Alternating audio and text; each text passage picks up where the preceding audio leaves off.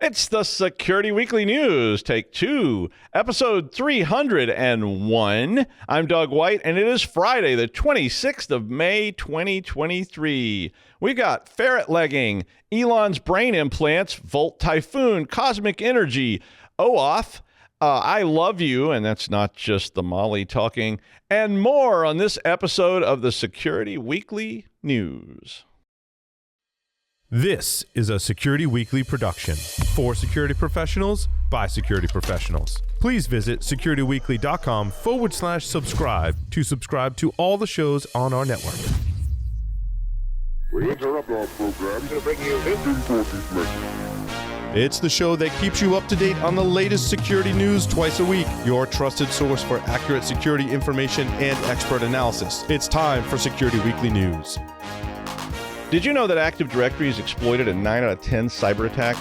With access to Active Directory, attackers can gain control of your network. To keep attackers out, you need to find and fix Active Directory security gaps.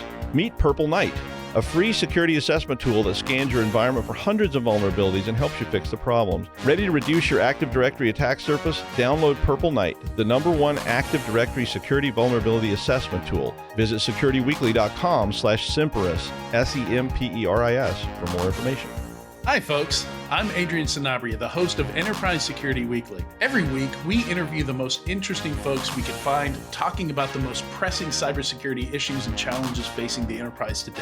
Myself and my co-hosts have each been in the industry for decades, long enough to see the patterns in the industry and explore where trends are going. In addition to enterprise challenges, we also follow the vendor space, the most interesting security startups emerging, technology and product trends, all of the most interesting funding and acquisition announcements. Finally, we love to discuss the latest trends in tech and how they'll impact cybersecurity. If you're wondering how the latest in AI, quantum computing, cloud, and DevOps is going to impact security a few years down the road, you should follow the Enterprise Security Weekly podcast.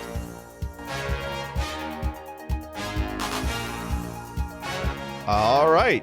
It is Security Weekly News. We didn't get hacked by Paul's Security Weekly, although it kind of looked that way, but we didn't. They're not capable of that stuff anymore.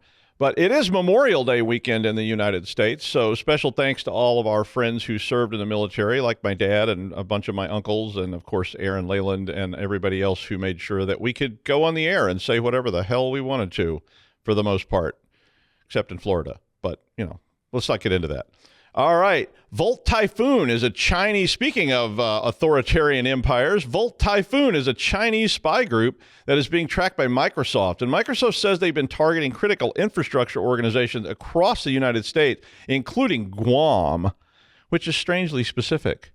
You know, it's like including Guam. But if you don't know about Guam, Guam's a location of a bunch of U.S. military bases, so kind of makes sense.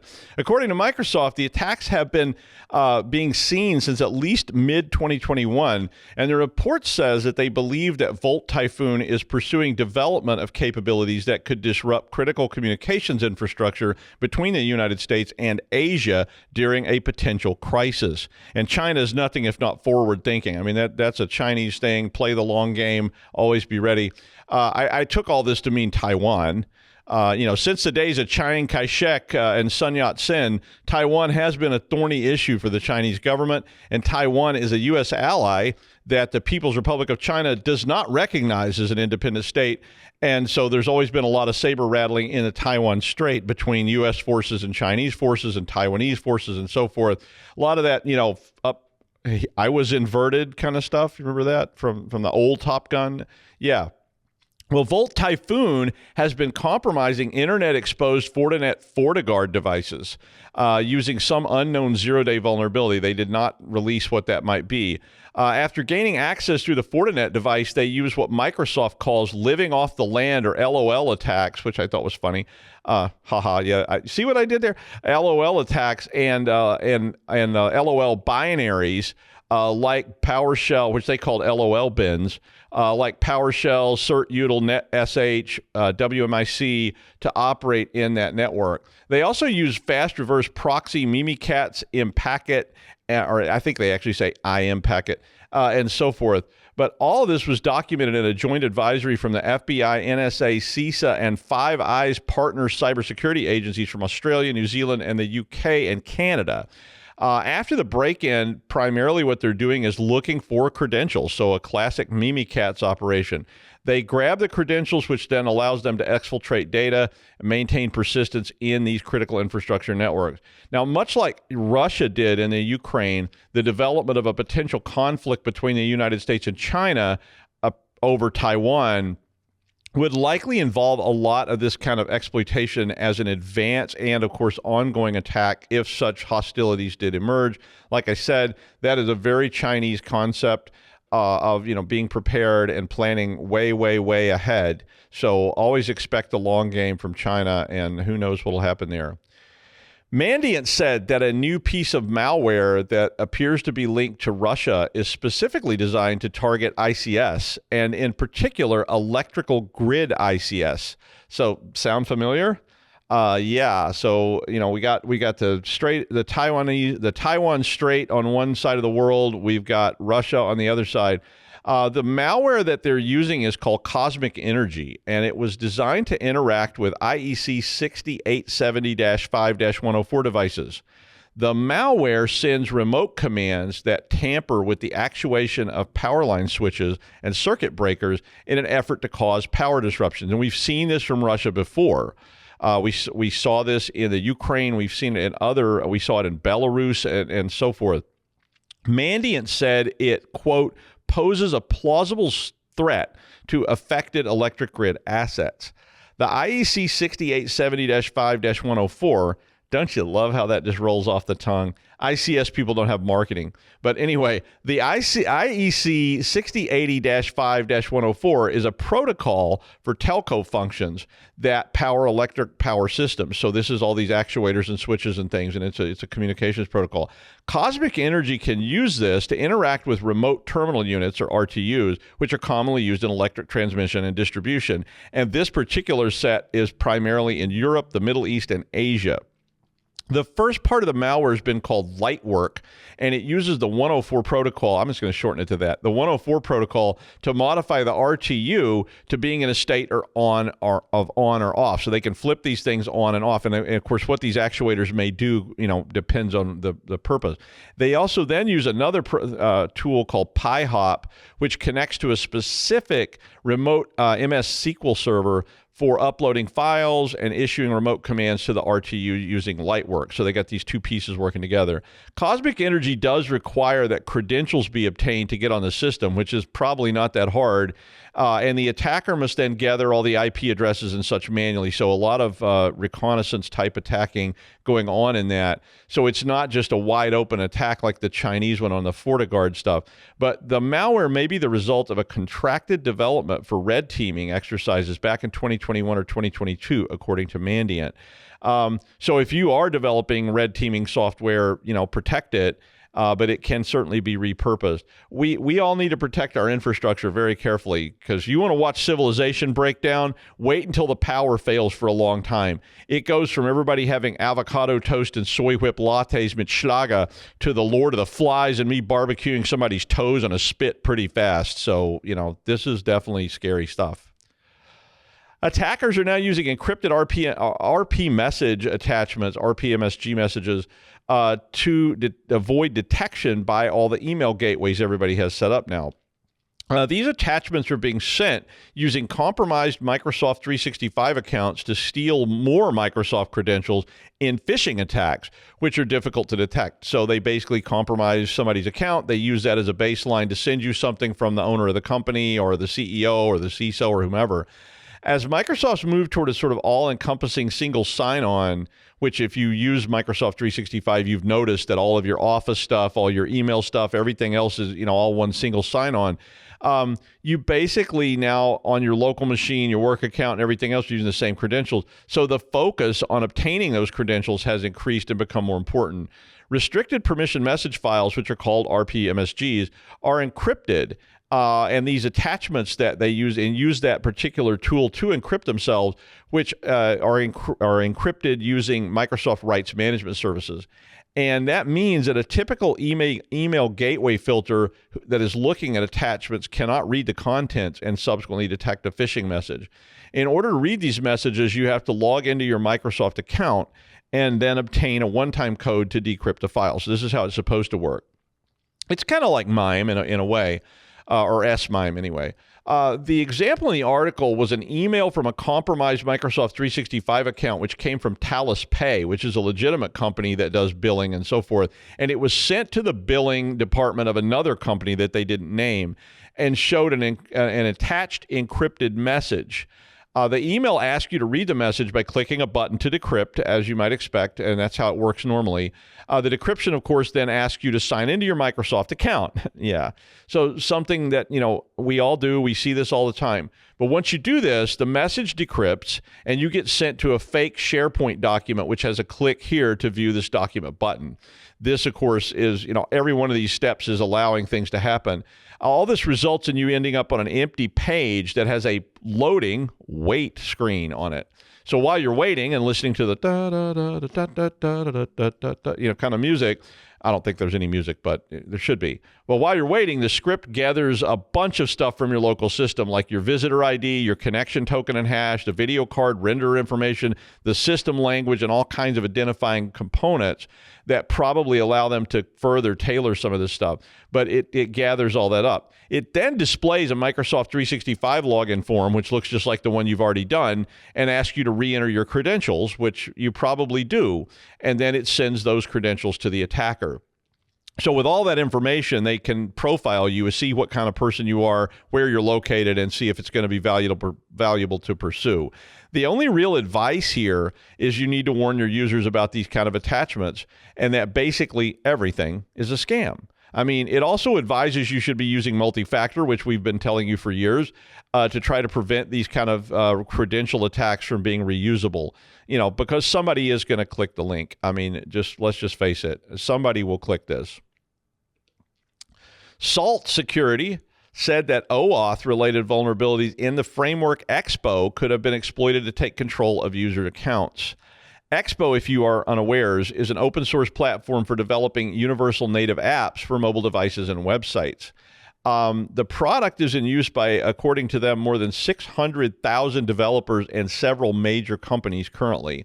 So OAuth itself is a tool set which is provided by Expo, and it allows developers to do something we all have seen quite a bit lately, user authentication through third-party services like Facebook and Google. So anytime you see those things where they pop up and it says, would you like to log in with your Google account or your Facebook account, that kind of thing. The analysis by Salt said that they had found security flaws which have been exploited or could have been exploited by getting the users to click on specially crafted links that would allow the hijacking of the session or even full control of the user's account. In other cases, it allowed the attackers to actually perform actions on behalf of the users on Facebook, Google, Twitter, and anything that allows this kind of punch through. It's a very API attack kind of thing. The vulnerabilities were reported to Expo in mid-February, and Expo says they were quickly addressed. Expo does have a blog post that is linked in the article, if you want to read it, that details how you can try to prevent this exploitation. Salt did go on to say that that only implementations which use the auth session proxy of the social login component of Expo were affected by that. But that hundreds of potentially impacted services, including Code Academy, were out there currently. Expo said they did not have evidence of an actual breach in the wild or exploitation in the wild at this time. Salt Security also found the OAuth vulnerabilities back on earlier this year on Booking.com, so they've really been focused on this lately. Well, in the big book of I Hope Your E&O Insurance is Paid Up, Practicefirst Medical Management Solutions and PBS MedCode will pay the state of New York $550,000 after they failed to apply, or they failed to, quote, timely apply a patch to a known vulnerability. So this is an awfully good, painful lesson for you. The failure to patch led to a breach which impacted over 1.2 million individuals, with 428,000 of them residing in New York, where this lawsuit was filed. As usual, so they did reach a settlement. As usual, the settlement's going to require Practicefirst to, quote, bolster its data security practices and provide the affected consumers with the ubiquitous free credit monitoring services. And I always say, I think I've got a couple of lifetimes worth of credits on these things now from all the breaches that I've been subject to. Practicefirst is a data processing, billing, and coding service provider for healthcare. Similar enforcements like this have now been issued to Meta, Google, Premom, iMed, and MedEvolve, all very recently, and they have had similar enforcement actions taken just this month. So, keep your premiums paid up, and, maybe when you're doing support for these companies as a third party, you may want to check patches and so forth before you say everything's good. I mean, we've all been there, so really, patch up. On May 5th in 2000, I was working in my lab in Colorado, and I saw some of the earliest craziness that was a predictor of some of what was going to happen later. Every server in the entire world suddenly was sitting on your desk in the basement of the Monfort building in Colorado. And on that day, we saw the first incidents with the ILoveYou worm. This thing was also called love bug, or a love letter for you worm. And it infected more than 10 million Windows machines within a few days. And in 2000, that was a lot. There was a very large portion of stuff that was connected. So it was a massive problem. Pretty much everybody was getting blasted by this thing, including Ford Motor, AT&T, Microsoft, the Pentagon, the Army, the United Kingdom Parliament, and my email server right there in Colorado. The point of this story being here was, and it is about an ancient worm, but it was to illustrate that humans have always been the weakest link in the chain. I mean, I knew that. I mean, I learned that war dialing people back in the 1980s. Say the right thing, boom, I'm in. I mean, this has worked since the first Roman bought a winning ticket in the Gallia lottery on the pier at Caesarea. And the point is that 23 years later, it still works.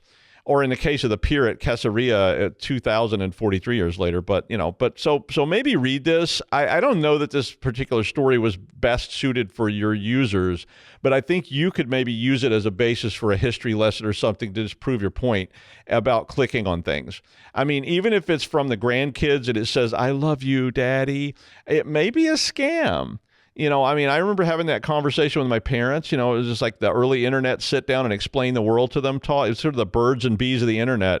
Dad, just because your best friend sends you a message that says, "I love you," doesn't mean you should click on it. And my dad was like, they would never do that. And I'm like, well, be cynical, people. Come on, be cynical.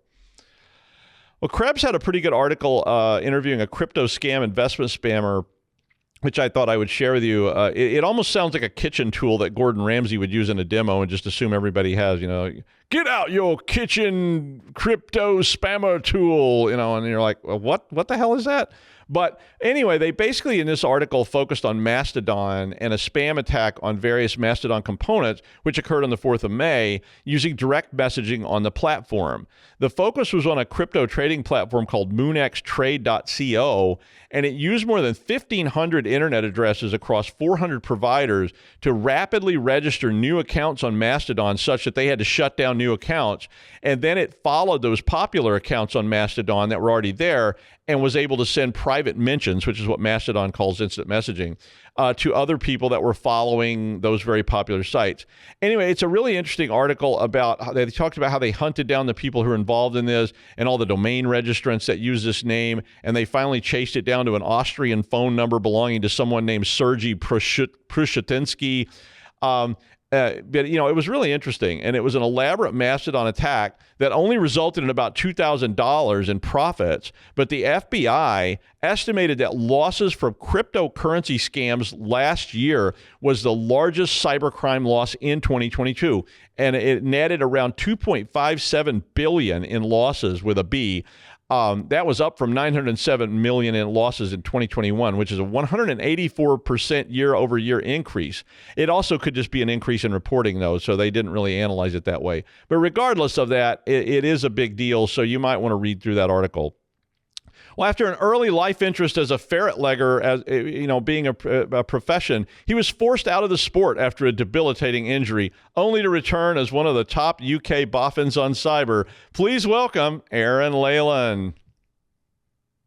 Hey, Dr. Doug. Welcome back from Chicago. Thank you. You're happy to be back and in the seat after the 300th episode this week. I'm telling you, that was awesome to have the 300th episode come up. I couldn't believe it. Yeah, I'm very impressed by that. It's a shame the days are gone when we did more of this in the studio together, but one day maybe. You bet. Okay, right. I'll get straight into this because it's pretty quick fire. Okay, so this has been reported all over the news in the last couple of days, and very rightly so. A scientific breakthrough has enabled a paralyzed man to walk again, thanks to the power of artificial intelligence and a wireless digital bridge. So the story revolves around Gert Jan Oskum, a man who was paralyzed in a cycling accident a decade ago. So through the use of a wireless digital link, a remarkable transformation has taken place, allowing him to regain his ability to walk. The advancements in technology have created a communication channel between Gert Jan's brain and spinal cord, re-establishing the connection that was lost due to his injury. You can see a video of this, of him standing, walking, and even climbing stairs if you follow the link in the show notes. His movements may be slow, but significantly, he's in control. So by harnessing the power of his thoughts and intentions to walk, these impulses are translated into action. The breakthrough had a liberating effect on Gert Jan's life. Not only can he move his legs again, but he can now choose to stand up from his wheelchair and enjoy a drink with his friends at the bar, like most of us take for granted. The psychological importance of being able to interact with others at their eye level should definitely not be underestimated. The key to this revolutionary development lies in the application of artificial intelligence, GoAI.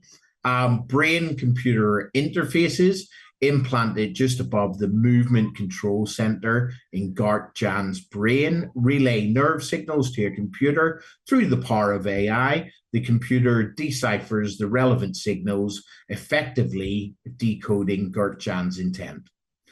These instructions are then transmitted wirelessly to a second implant located in Gert Jan's lower back, which where severely damaged nerves in his neck are bridged. Electrical signals are carefully sequenced to stimulate the leg muscles in the correct order, allowing him to walk once again. It's important to recognize the pivotal role played by artificial intelligence in this achievement. Over a decade ago, researchers in the United States were already working on decoding signals to control robotic arms. The challenge there lay in identifying patterns within the vast amount of data to determine intent. The Swiss researchers have succeeded in training their AI system to discern the specific signals that matter when Gert Jan contemplates a particular muscle movement. Okay, the implications of this breakthrough are profound, really. The technology has proven to be transformational for Gert Jan, restoring his ability to walk, and now the focus shifts to making the technology available to a larger population of individuals paralyzed by accidents or strokes. However, there's always a however, isn't there? It must be acknowledged that cost and accessibility will be key considerations. Hopefully, this incredible advancement will not be limited to the wealthy, those with lots of Bitcoin, or those with the correct insurance coverage. I've looked a bit deeper into it, so you don't have to. At its core, a BCI detects and interrupts electrical or neurophysiological signals generated by the brain. These signals are then translated into meaningful commands or actions. The process involves several stages, which I'll break down. We start with signal acquisition. BCIs employ various sensors to capture brain signals. The most common method is non-invasive, thank God, probes in the brain, using the electrodes placed in the scalp to measure electrical activity. These electrodes pick up, right, wait for this, electroencephalogram, hopefully I've said that properly, Doug will tell me at the end, EEG signals which reflect the collective electrical behavior of brain cells. The acquired brain cells are raw and contain a vast amount of information. Well, some people's do. Signal processing techniques come into play to filter, amplify, and extract relevant features from the signals. This step is crucial for improving signal quality and extracting meaningful patterns. I'm sure not all people's brains have meaningful patterns, at least not most people that I've ever worked with. So after processing, specific features are extracted from the brain signals. These features are carefully chosen to represent essential patterns or characteristics related to the user's intentions or commands. For instance, in motor imagery BCIs, features might include changes in the frequency or amplitude of specific EEG rhythms. I'm not going to try and say the word again. Associated with imagined movements. And then the next step is classification. A classification algorithm or machine learning model is employed. The algorithm learns from previously recorded brain activity, typically using supervised learning techniques. The model is trained to associate patterns of brain activity with specific commands or actions. During real-time operation, the model predicts the user's intention based on the extracted features. The predicted intention or command from the BCI system is used to control the external device. This can involve a wide range of actions, and I so much research on this today, I fell into a right rabbit hole, but such as moving a cursor on a screen, controlling a robotic arm, or even gathering text on a computer screen. They say that feedback is a vital component of BCIs, where it provides information to the user about the success or accuracy of their commands. Visual, auditory, or haptic feedback can be utilized, allowing users to learn and adapt their brain pattern activities to improve the performance of the BCI. So when we put it all together, a BCI system integrates signal acquisition, are you listening? Processing, feature extraction, classification, action execution, and feedback mechanisms, establishing a powerful communication channel between the human brain and the external devices. Possibilities are endless. This is all, it's all like Star Wars and Star Trek and New Frontiers anyway in neuroscience. Truly awe-inspiring. Okay, back to you in the studio, Dr. Doug, who is a man that cannot be improved by AI alone. Thank you, Aaron. And finally, speaking of that, what Aaron was just talking about, it's over now. Elon Musk, and I'm not a Luddite, mind you. I'm just mad at Elon because he promised me a Tesla X and he never delivered. But yeah, Elon Musk got approval from the Food and Drug Administration to human trials on Neuralink, Musk's brain implant venture. Just the fact that you're saying Elon Musk's brain implant venture sounds pretty scary to me. But the venture, and like I said, I'm not really a Luddite. The venture is trying to surgically implant a device that a robot does. And this is not a little something on your head. This is actually put into your brain. And it will actually decode human brain activity, just like this the tool that Aaron was talking about. It will decode your brain activity and link it to a computer, which means you could, literally control a computer with your brain, kind of like what we were just talking about. Animal research has been conducted so far, and but don't worry about things like an army of spider monkeys marching toward you. Nothing to see here, and they're all being controlled by Elon and Twitter. But I mean, I love the idea of having a USB port put in my forehead by Elon Musk because, what could go wrong with that? But what really worries me is when I install the Boinginator 3.0 or whatever they name it, about 3 days later after I get mine, they will announce that the Boinginator 4.0 will be coming out in August. And, and then I'll be basically spending all my time saving up money to heal up from the 3.0 version and then to get the 4.0 version because it has a slightly better camera. But, and then, of course, what do you do when you need to patch it? But if you do need to patch it, you better be sure and patch it. Well, we won't be here next week because of the Memorial Day holiday in the United States, so I will see you the week after. Thanks for watching, and that's the news. Thanks, Aaron, and I will see you next time on the Security Weekly News.